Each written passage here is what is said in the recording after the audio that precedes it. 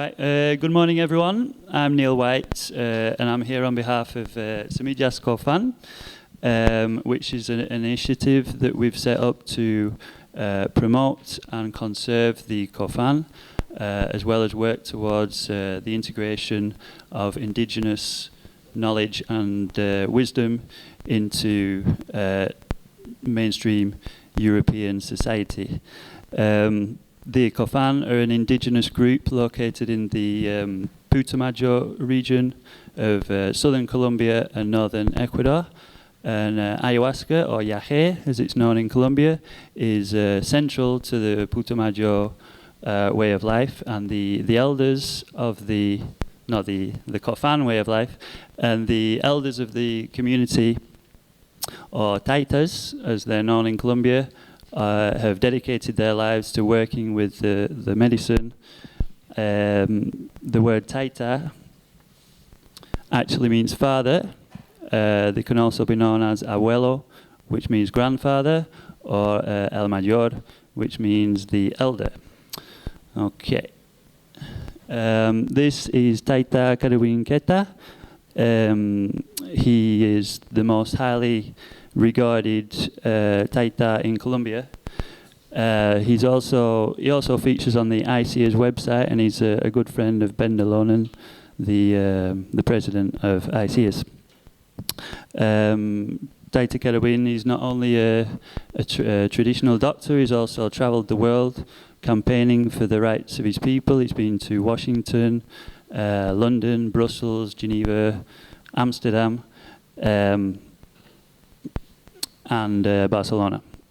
He's now in his 80s, and he's been drinking Yage since he was 8 years old. When he was a teenager, he went through a prolonged process of initiation with the medicine, and he and many other taitas like him have dedicated their lives to healing illnesses and guiding his people through a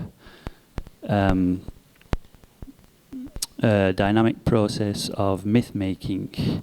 Like many other indigenous groups in the Upper Amazon Basin, the Cofan are currently facing extinction as a result of various factors like the extraction of natural resources, the armed conflict in the area, the cultivation of coca, and the subsequent spraying of glyphosate by the Colombian armed forces. So this is all having a very negative impact on their traditional ancestral land. Also, as a result of these factors, and also the work of Christian missionaries in the area, some of the newer generation, they only have a very fragmented knowledge of Yage, and they know the basics, but they lack the finer details that the older generation possess. Also, some of the younger generation are also abandoning the traditional culture, moving away from their traditional land and going into the cities in search of a more Western lifestyle. So not only is the culture being threatened from without, it's also collapsing from within. And this, as far as I'm concerned, and as far as many other people are concerned, is would mean the loss of a very rich and precious wealth of knowledge. This is another picture of Taita Karawin. That's another one. This is a few other Cofan Taitas. This is a family. A few more. Okay. Right, so this is Guillermo Mateus. He's a very good friend of Taita Karobin. He's been drinking Yage with the Taita for about 15 years. He lives in a town called Palmira, which is just outside Cali, which is the third largest city in Colombia. And whenever the Taita comes up to Cali, Guillermo organizes the ceremonies. Okay. Now, like all of the major cities in Colombia, Cali is quite a westernized city. It's got a democratically elected council.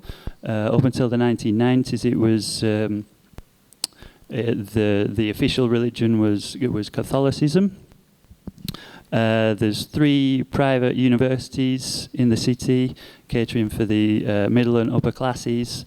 There's also a public university which provides free education for high achievers from any social class. There's a lot of bilingual colleges which are often run by European or American organizations. Cali is also famous internationally for its love of salsa, and the most popular pastime in the city for all ages and sections of society is to go to a disco, dance to salsa music, and which is often accompanied by the consumption of alcohol. People also like going to the giant shopping malls, maybe going to the cinema and watching a Hollywood film. As far as Yage is concerned, if you mention Yage to a typical response would be que miedo, which means how scary. So people they tend to have quite a negative view of Yage. A very small minority actually respect it as a traditional indigenous medicine. Okay. So Guillermo is a psychologist, and for his thesis in 2004, he and his classmate Susan Cabrera Pozo gathered together a group of 10 people between the ages of 18 and 25 who had been drinking Yage with Cofan taitas in Cali for at least the past 4 years. The study took the form of 30 questions, which was designed to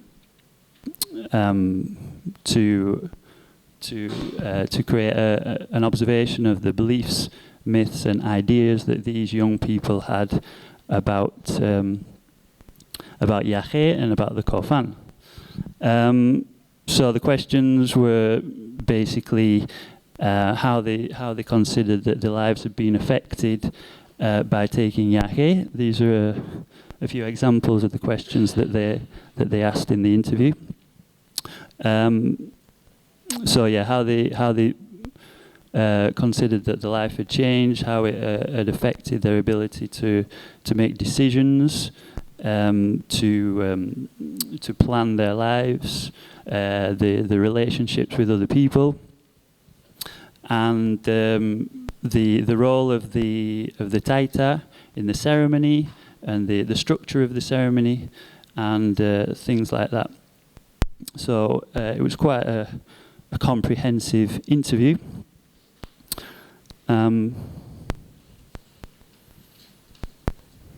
Okay, the subsequent analysis was qualitative and descriptive, and they looked at the group of young people as a whole, as opposed to looking at each subject individually.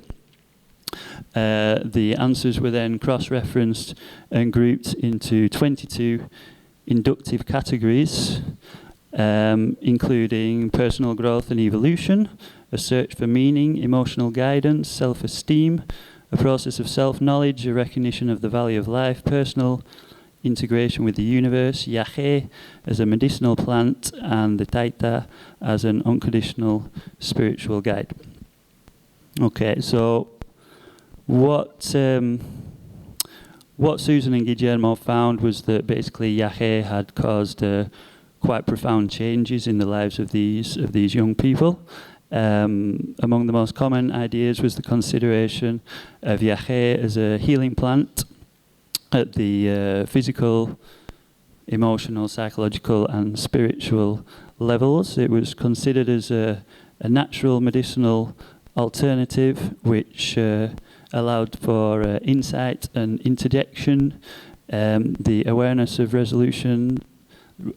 resolution of problems and conflicts, decision making, the ability to reorganize their lives based on social values and guidelines for emotional reconstruction. It was also found that these young people had altered their attitudes towards health and wellness. They had a more holistic attitude towards their physical condition. They didn't categorize illness as a purely local phenomena, but they refer to the notion that where there is a problem in their lives, then it might be as a result of something in their lifestyle that maybe they have to change. And having experienced the solution to a health problem and having heard similar experiences from other people, it guided their perception of Yage as a means of self-understanding. Drinking Yage caused them to look within and allowed for a change in attitude to their relationships. Their focus seemed to be on organizing, understanding, structuring, and classifying their world, which allowed for a better understanding. A better understanding of their relationships with other people. They expressed that before taking Yage, they felt ill at ease or detached from their lives, and that drinking Yage allowed them to enter into contact with themselves and provided a means of connection with other people. It was also observed that the subjects are setting goals based on the application of values. They'd learned to perceive their behavior and their experience as positive. They were able to, they had more security when making decisions, better vision when resolving problems, better clarity when expressing their thoughts and their feelings. So this allowed for congruence in their behavior and their spiritual journey, generally making them more optimistic towards the development of their lives and their future. Okay, so this group of young people were basically taking Yage for physical, emotional, and spiritual reasons. The Cofan ceremonies involved traditional indigenous elements, including clothes, music, the chanting in the original Cofan language by the Taitas. So it was therefore the Taita who guided the interpretation of the visions of the young people under the effects of Yage, and it was the Taita who created a unity among the beliefs of the individuals and the mythic symbols upon which they projected their experiences. So the myths that these people had incorporated into their way of representing the world had been acquired from this indigenous community, and so the resultant image of themselves and themselves in the universe was one far removed from the culture from which they had grown up with.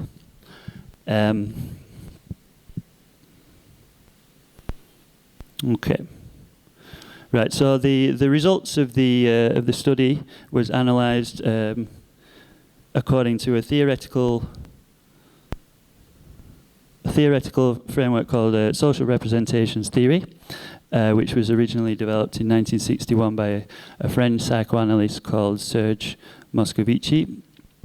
According to Moscovici, social representations are a system of values, ideas and practices which establish an order and enable communications to take place among members of a social group by providing a code for naming and classifying the various aspects of their reality and group history,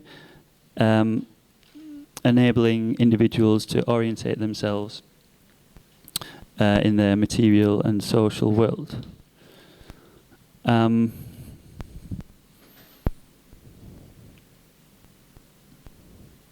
As opposed to collective representations like myths and legends and traditions, which are considered to be fairly static and independent of the individual, social representations are said to be more dynamic and evolving. They involve us in an interactive process of co-creation in an effort to understand the world around us, and they're based as much on emotional response as on intellectual cognition.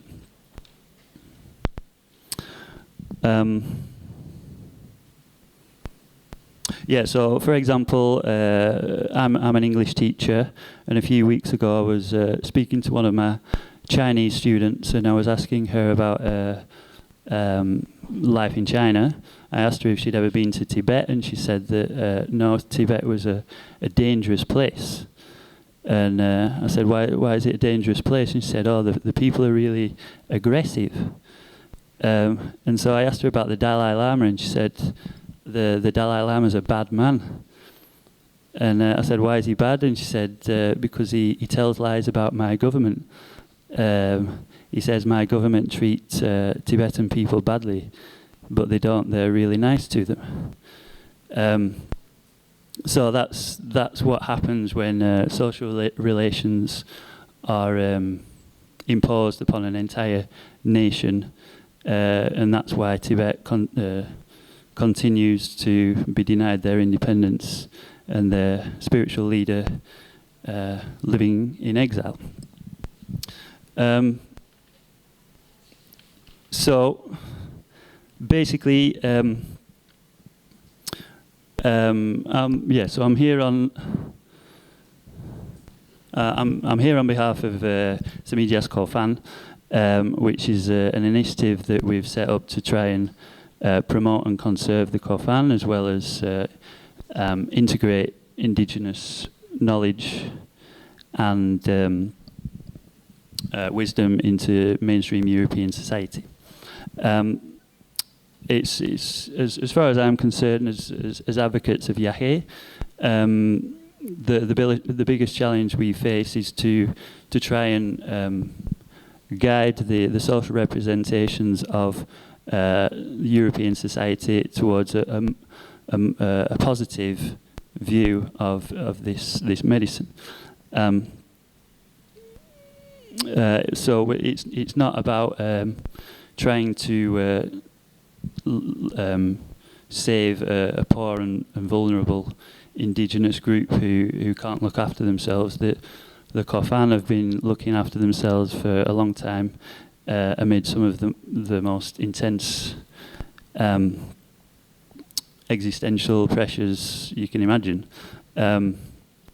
It's not that the Cofan need us, it's that we need the Cofan, and we need their knowledge and its potential to bring health, joy, love and peace to our society, which is currently quite bereft of such qualities. I'm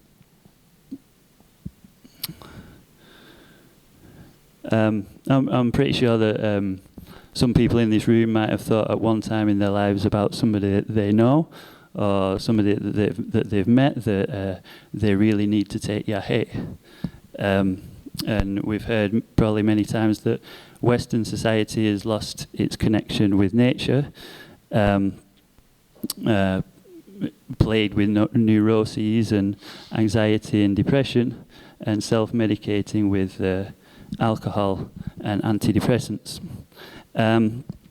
So with Semillas Cofan, we aim to create a community of people in Europe who have all been to the traditional Cofan territory in Putumayo, met the Cofan Taitas, and taken Yage at the Ukumenikanki, which is the Cofan sacred mountain.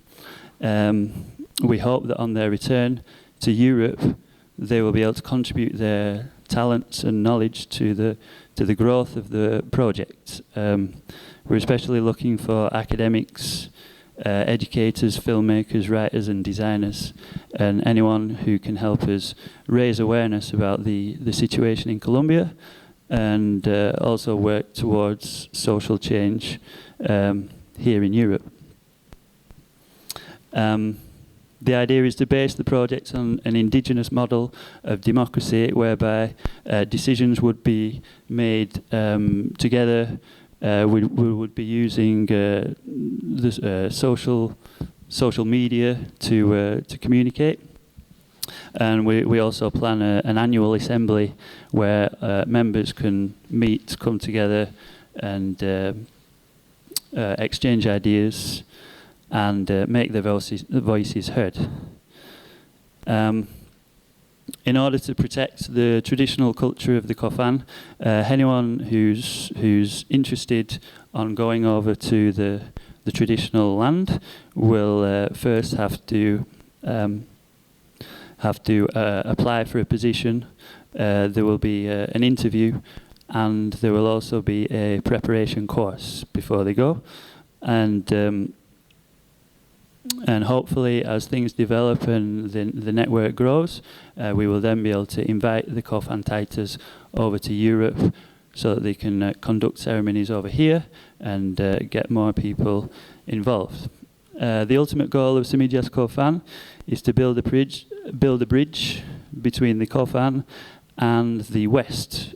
First, to make sure that this rich and precious culture doesn't disappear as a result of political instability and short-sighted exploitation of natural resources. And also, secondly, so that the Cofan and other indigenous groups will be remembered in the history books as those who brought Yage to Europe as a therapeutic tool and as a tool for the transformation of our society into a happier, more peaceful and more loving place for everyone. The Cofan have a document that they've written in which they set out their plans for the future, how they aim to deal with the problems that they're facing. The document's called the Plan de Vida, which means life plan. And I'd just like to read the first sentence from that document. The Earth's natural resources and traditional indigenous knowledge are a world heritage, and in spite of the cultural changes that have been imposed upon indigenous cultures, and in particular the Cofan, the contributions that their knowledge can offer humanity are great and many. Thank you very much.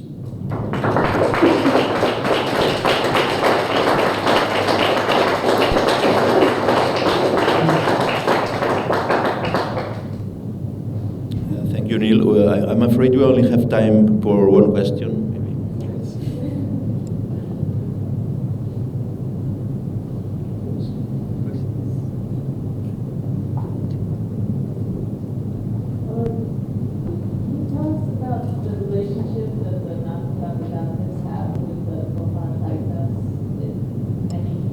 Relationship what? Of the non-goals in the Cofan territory that they have with the Taitas? Yeah, that's an interesting question. Yeah, I've heard that the narcos and the paramilitary groups they respect the Taitas, and they don't really try to. They just stay away from them, you know. They've got respect for them, and they don't try and get involved with them. They just leave them to their own lives. Apparently. I'm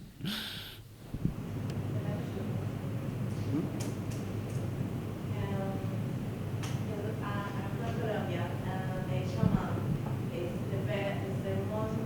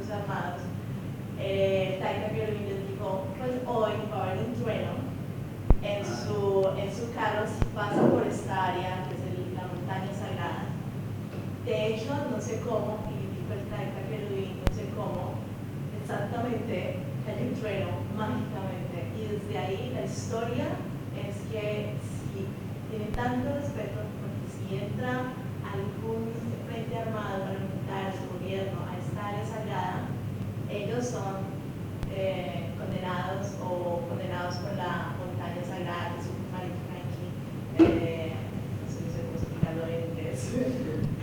Did everyone understand that? Okay, so yeah, there's apparently Taita Garuin, the FARC wanted to enter their traditional sacred mountain, and Taita Garuin said that if you do that, the rocks are going to fall on your car, and they actually did try and do it, and loads of rocks fell on the car, and since that moment. They've had lots of respect for the Cofan.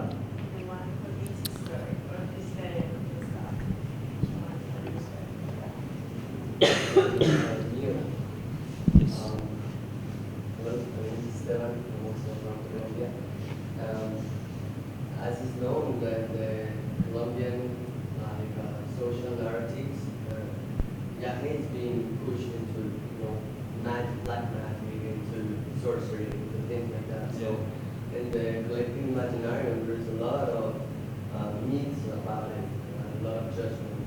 It's not easy to be a Colombian, also a young one, and go and talk about hair, ask people to know the plant, the medicine. So what do you think, like, Semillas Cofan can bring up to the Colombian society to broadcast this taboo, to bring back the essence?